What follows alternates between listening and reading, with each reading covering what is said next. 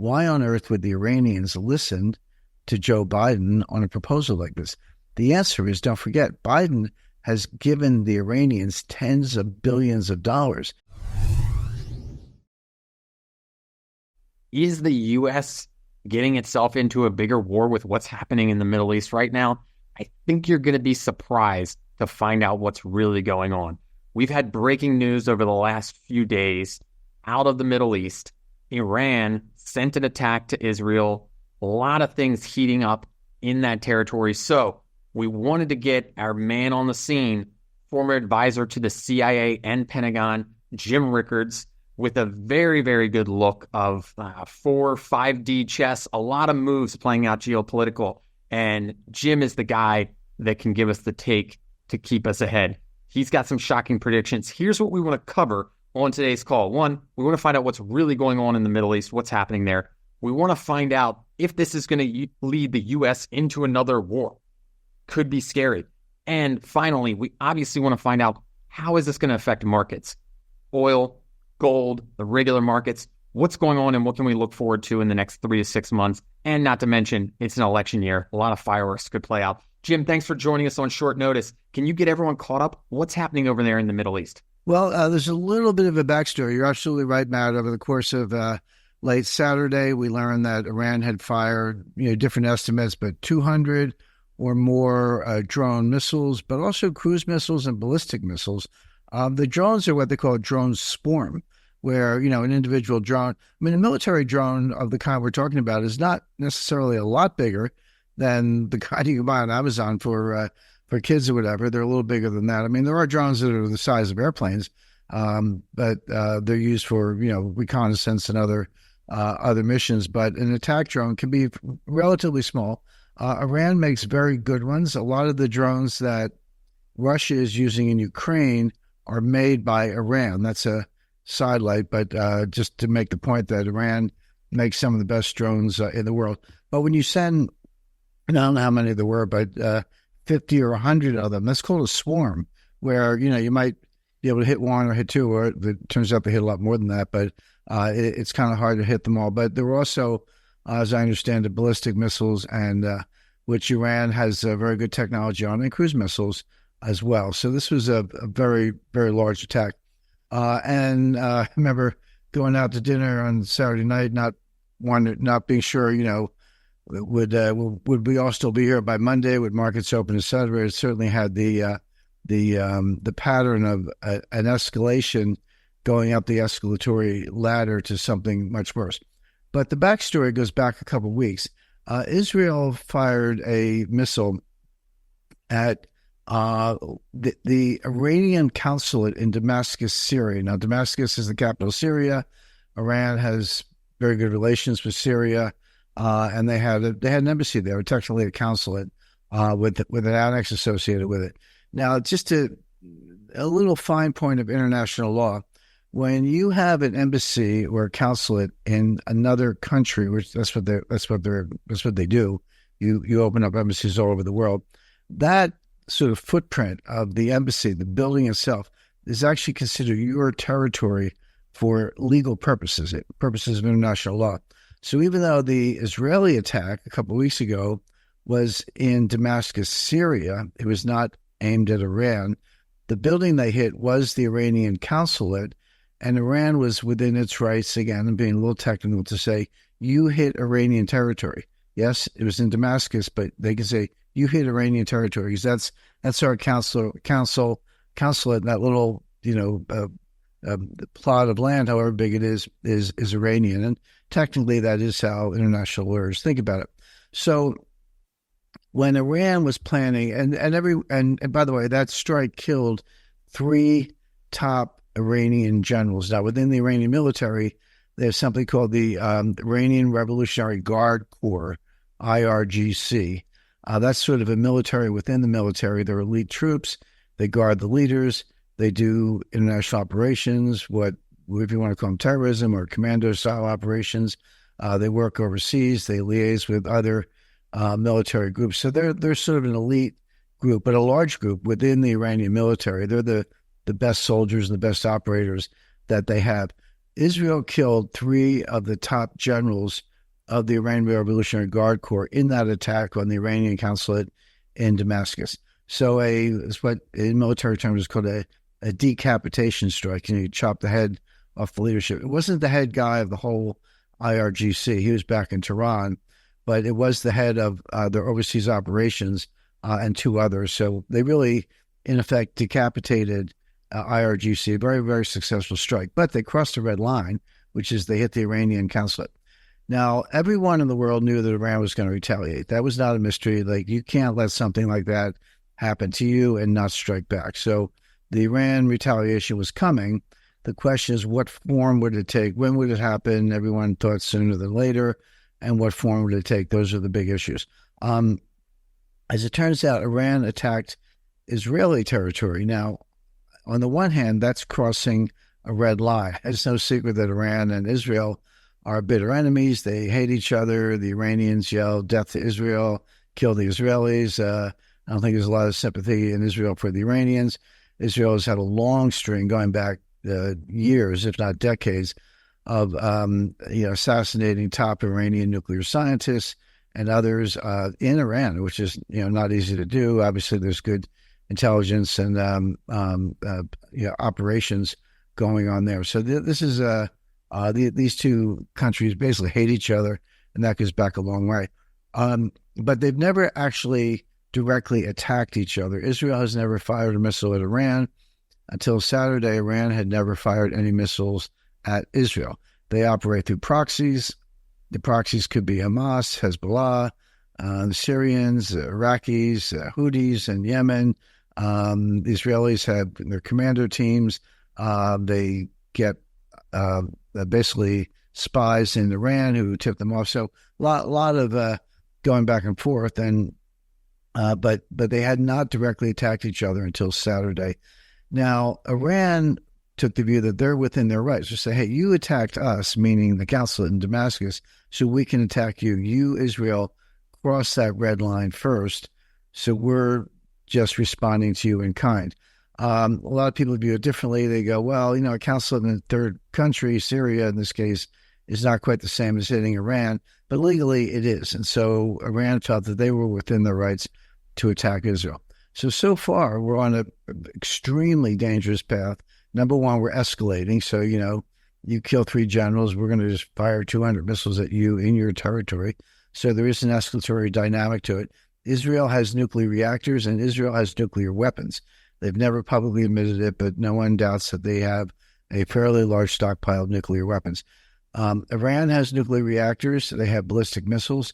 At least so far, they don't have a nuclear weapon, but estimates are there may be only 6 to 12 weeks, maybe a few months at most, to be able to actually test a nuclear device and then over time turn that into a weapon. They definitely have highly enriched uranium, uranium that kind of comes out of the ground or is lightly processed, called yellow cake.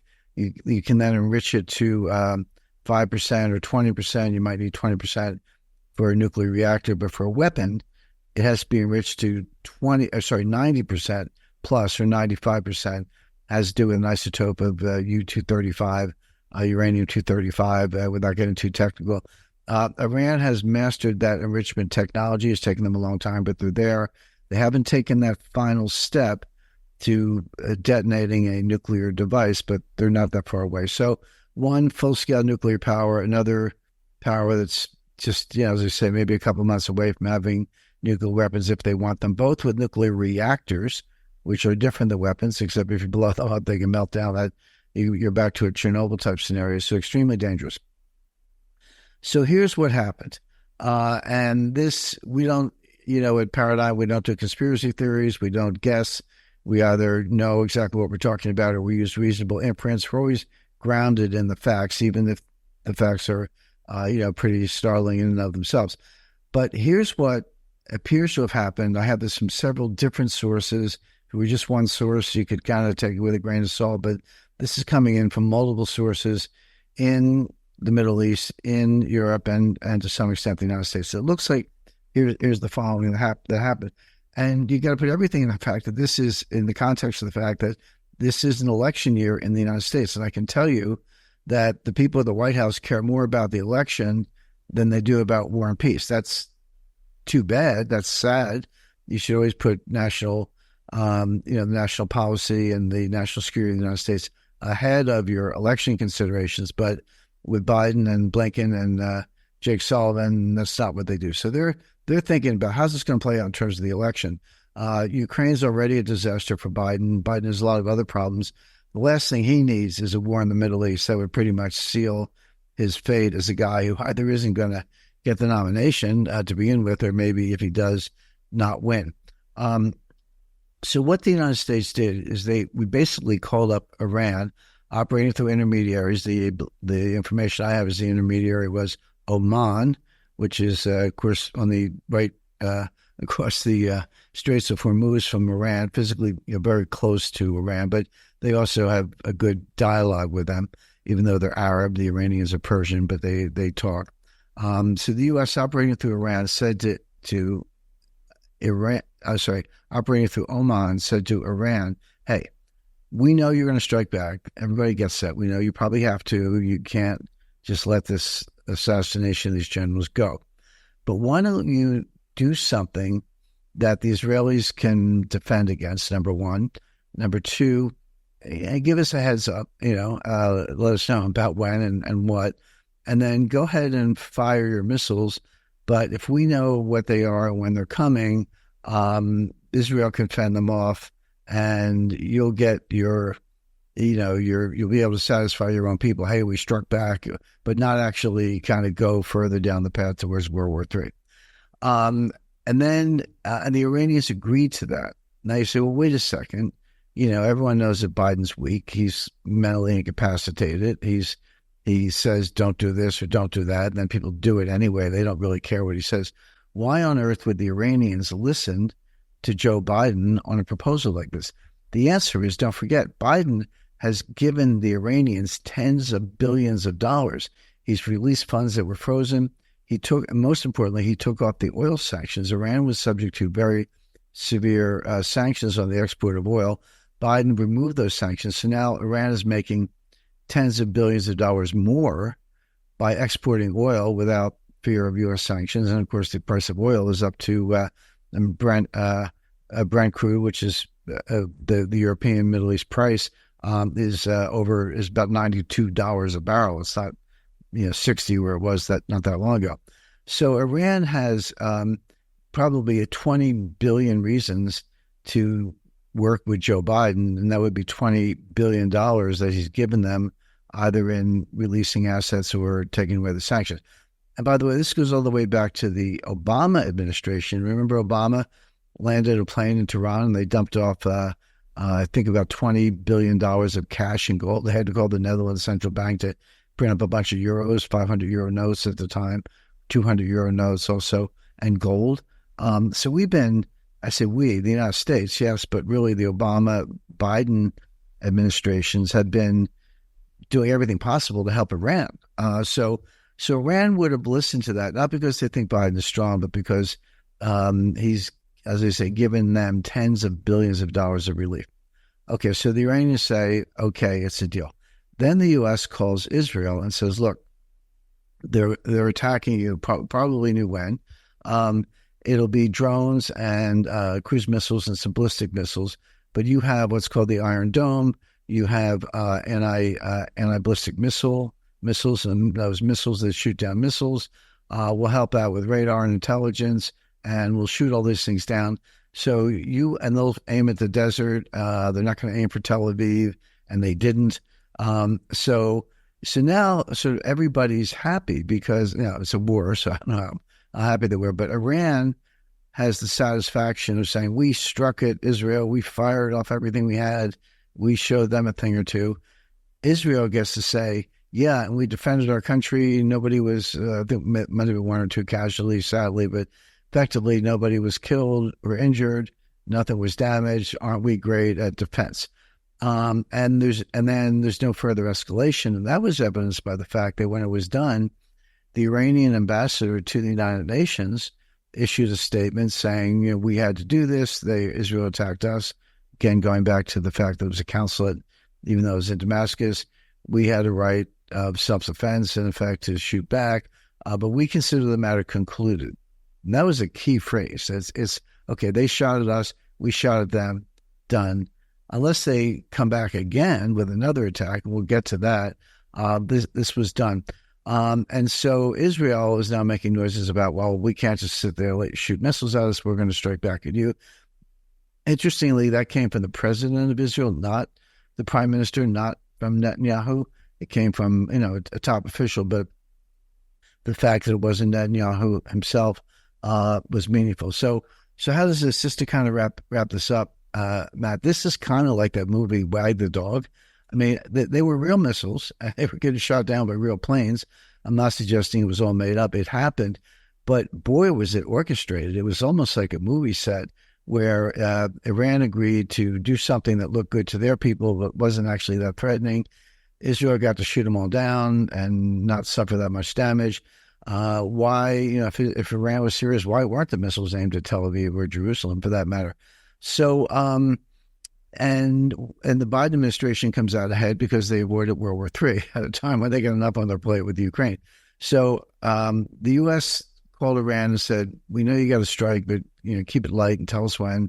They called Israel, said it's coming, but you can handle it. And the British helped, the Jordanians helped. I mean, everybody knew. I mean, other than Americans, probably everybody in the Middle East knew this was happening. It played out exactly as orchestrated. And then as far as the White House is concerned, you say, well, gee, was this an act of genius? Was this a masterstroke of diplomacy? Do we put this on a par with, Henry Kissinger, James Baker, George Shultz in terms of, diplomatic brilliance? I would say no, they did orchestrate it, that's for sure. But it was all because of the election. It was all because, the White House doesn't want another war. Well, we already have a war in Gaza, but it doesn't want a bigger war. It doesn't want a war with Iran at a time when they're trying to win the election. So it's a lot of kabuki. I mean, it was, got real missiles, real shoot downs, some damage, not much. I'm not making light of it, but I'm saying this thing was orchestrated from the get-go. Yeah. We appreciate the insight. And again, especially looking into the release of sanctions and a lot of money coming from the Obama-Biden administration over to Iran, which again is probably, if you just look at the dollar followed money, it's funding the missiles that are shooting over. The whole thing's crazy. Yeah, and China's not listening to Biden. Russia's not listening to Biden, but Iran was, because we're giving, as I said, we're giving them tens of billions of dollars. Yeah. Diving in, I mean, obviously you've been ahead of the whole situation in Ukraine, and that's turned into a mess. Now this is just another piece of sort of Israel, Gaza, then Hamas, then the Houthis, Iran. There's a lot of things happening over there. Could this lead to the U.S. intervention, U.S. anything over there in the Middle East? Could it lead us into some sort of war? Well, it's possible, but it's certainly the last thing the White House wants for all the reasons we just went through. They did everything possible to orchestrate this. Okay, do what you got to do, but let's not escalate this. And then as soon as the shooting was over, again, bear in mind that everyone knew this was coming, the White House comes out and says, we will not help Israel, launch a counterattack. And then Iran said, as far as we're concerned, the matter's over. Israel's making some noises, but haven't actually done anything yet. So it looks like this thing is over. Although bear in mind, Israel did kill 3 Iranian generals. So I would say they militarily, they came out ahead, but Iran at least got to, save face, if you want to put it that way. Could it get worse? Of course, well, the answer is, of course, it could. The White House is going to do everything they can to make sure it doesn't. Iran doesn't want a war with Israel. I mean, who would win, how that would play out, those are big questions. But you can be sure that Iran's got a pretty full plate right now. They're supporting Hezbollah, they're supporting the Houthis, they're supporting the Hamas, they're supporting the Palestinians in the West Bank. They're selling a lot of oil to China. They're making a ton of money. They're working on the technology. With all that going on, they don't want a war. I mean, that would actually set back a lot of the progress I just described. Israel doesn't want a war with Iran because they got their hands full in Gaza. They fired some missiles the other day at Hezbollah. Hezbollah is in the north. Gaza Strip is south of Israel. That's where the main military activity. But if you go north of Israel into Lebanon, That's the home base for Hezbollah, and they've been firing some missiles. The Syrians are always working around the edges. So, and Israel's getting a lot of pushback from around the world. Why don't you wrap this up in Gaza? The civilian casualties are too great, et cetera. So Israel doesn't want a war with Iran because they've got a full plate. Iran doesn't want a war with Israel because a lot of things are going Iran's way right now. They're piling up a ton of money.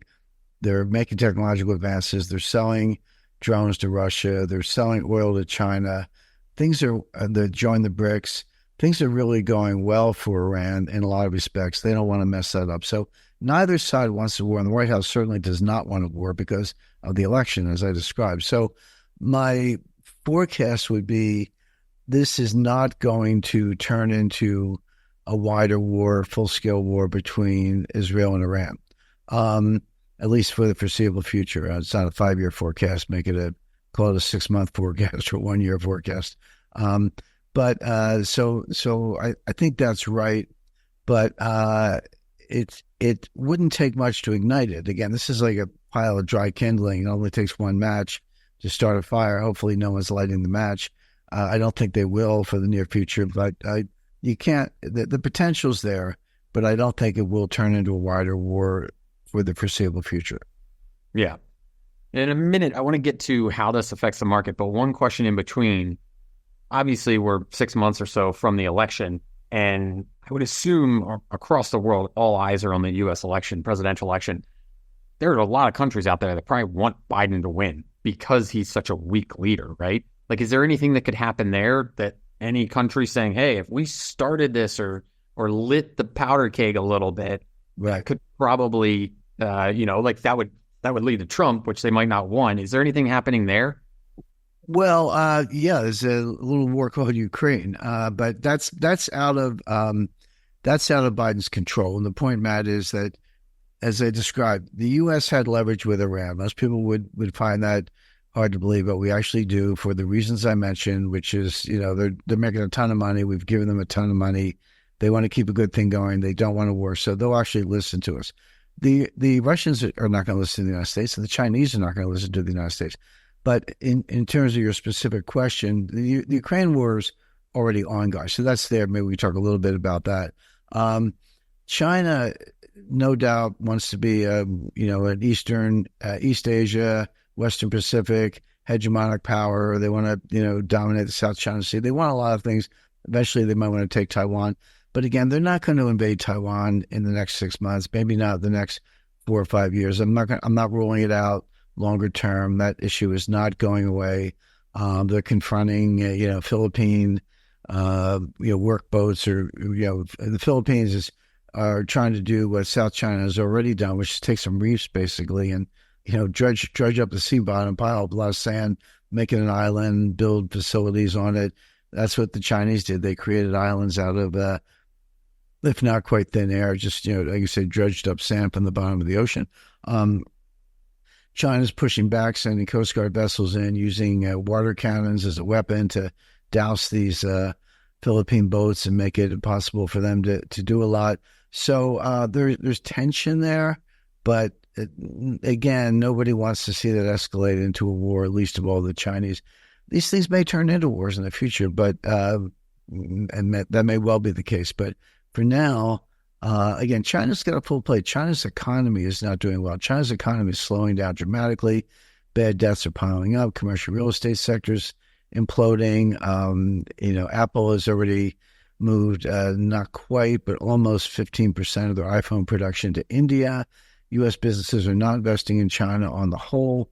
They're looking at, Vietnam, Malaysia, Thailand, even Kazakhstan, India, wherever. I mean, it all depends on whether you need natural resources or manufacturing capacity or technology or whatever your inputs are. But American business is already pivoting away from China towards South Asia and India. So China's got a lot of problems. And again, I don't think they want to dial up the geopolitical tension beyond what's kind of there in the background. Russia's different. Russia is,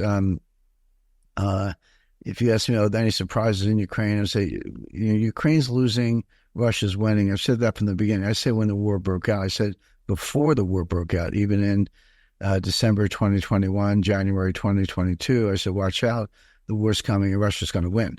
So, but I am a little surprised that it's happening faster than I thought. The Ukrainian defenses are just collapsing. Large units, meaning battalion-sized units, are surrendering. They're in full retreat. The Russians are annihilating them. Sometimes when you retreat from a fortress, you're running for your life, but you're out in an open field. The Russians have what's called air supremacy, meaning not just air superiority, but supremacy, meaning the Ukrainians have almost no air defenses at all. And the $61 billion that the U.S. is supposed to give them, I mean, that's we don't have time to kind of go into all the depth of that, but that money's not going to Ukraine. Hopefully it won't get approved at all. But if it does get approved, it's not like we're writing Ukraine a $61 billion check. What we're going to do is give Ukraine a bunch of used equipment, some of it 30 years old, say good luck, and then spend the money on buying new weapons for ourselves. So that's a little accounting gimmick. But Ukraine's out of shells, out of 155 millimeter shells almost. It should be completely out by the end of June. They can't make them fast enough. The factories that were long ago shut down in the United States are greatly diminished, and it's not that easy to gear them up. So the White House clearly wanted to avoid this war in the Middle East, Iran, Israel, which we talked about, but they have no way of avoiding the war in Ukraine. That's way too far along, and Ukraine is in a state of collapse.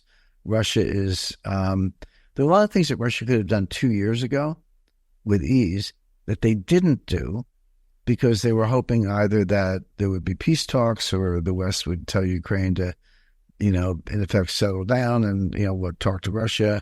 There could have been some settlement. There were humanitarian considerations. No one gives Russia any credit for that, but they do take it into account. But after that massacre, that Crocus City Hall Theater, just outside of Moscow, where I believe 150 or more people were killed by 4 terrorists who then got in a car and headed for Ukraine. The evidence is not 100% clear, but it's looking more and more as if those were if they were not Ukrainian nationals, they were paid for by Ukraine. That was a Ukrainian operation.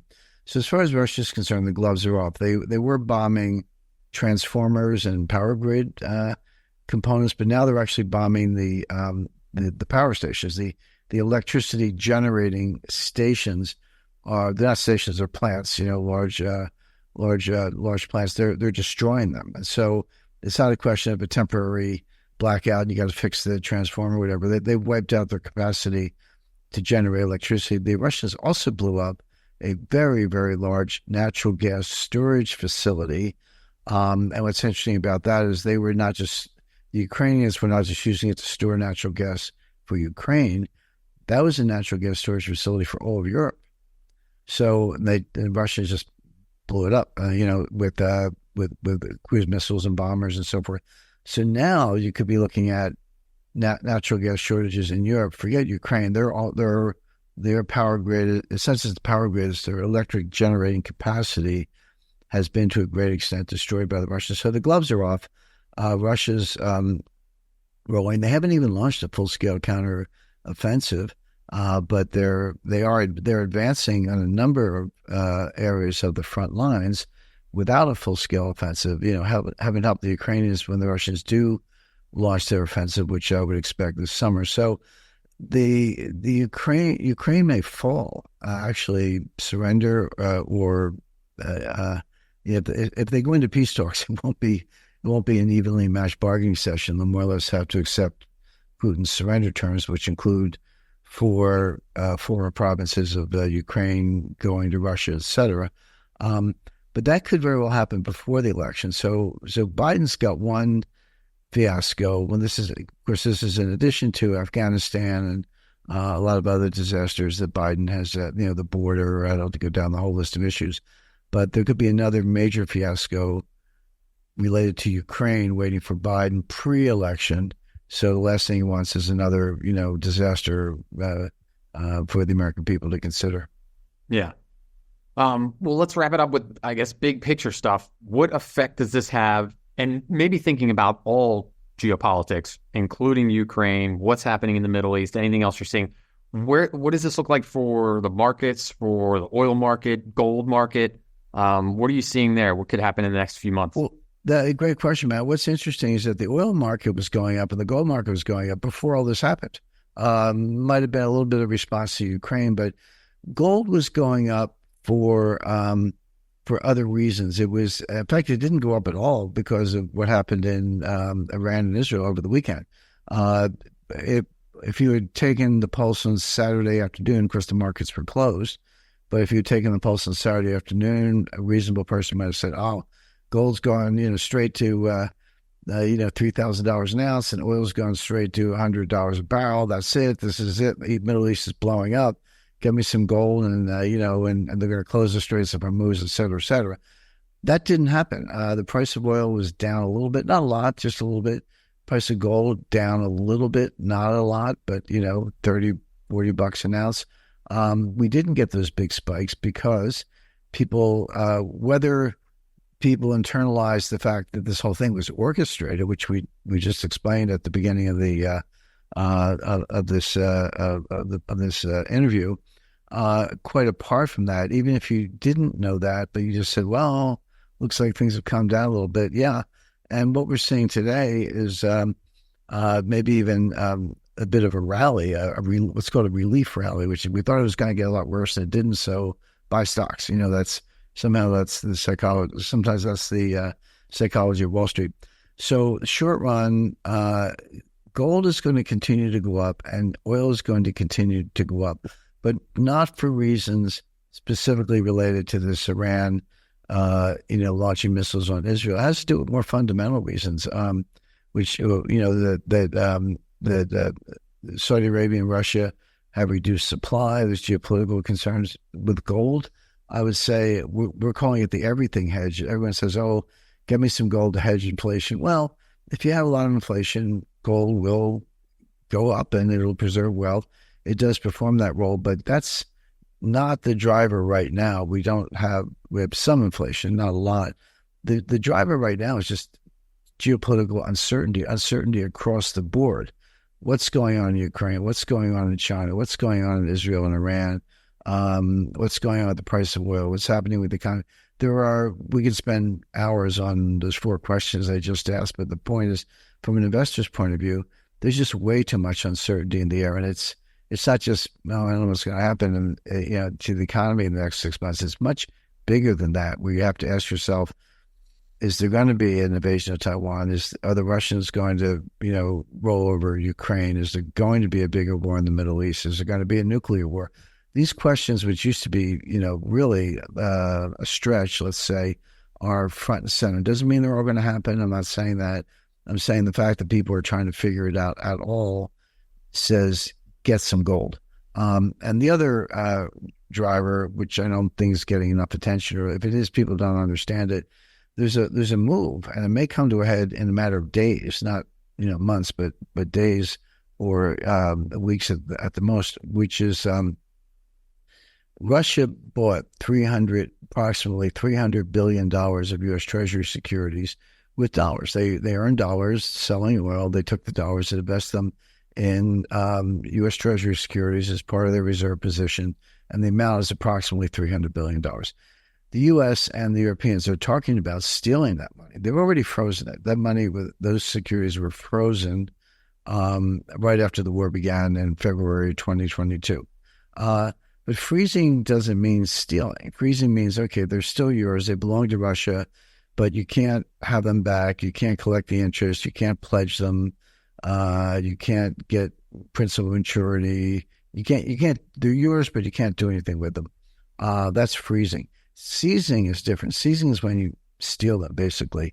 And that's what's being talked about now. And as you know, there's the Senate's demand, U.S. Senate's demanding $61 billion for Ukraine. The House conservatives, Republicans are pushing back on that. But what Speaker Mike Johnson might do is say, okay, Ukraine, you can have $61 billion, but we're going to take it from Russia. We're going to steal it from Russia, or maybe we'll borrow the money and secure the loan with a pledge of the securities. And when Ukraine defaults, which they inevitably will, the creditor can take the securities as collateral. I mean, there are a lot of Mickey Mouse structuring issues around this, but they all boil down to the same thing, which is stealing the Russian money. Now, just kind of putting that to one side, this playing out, I think would be an enormous blunder, a world historic blunder on the part of the United States to do that.